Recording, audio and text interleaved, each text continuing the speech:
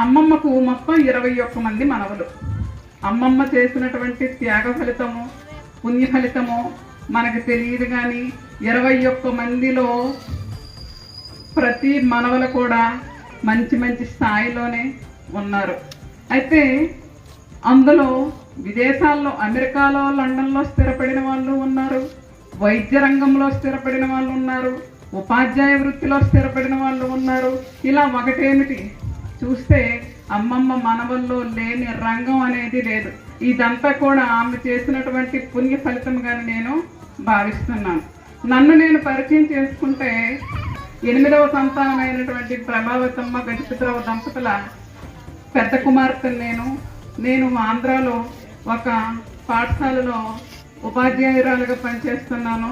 ఇలా చెప్పుకుంటూ పోతే అమ్మమ్మ గురించి, అమ్మమ్మ కుటుంబం గురించి ఎన్నెన్నో చెప్పవచ్చు. ఆ కుటుంబాన్ని చూసి అంటే కుటుంబం అంటే ఇలా ఉండాలా అనేది వాళ్ళని చూస్తే తెలుస్తుంది.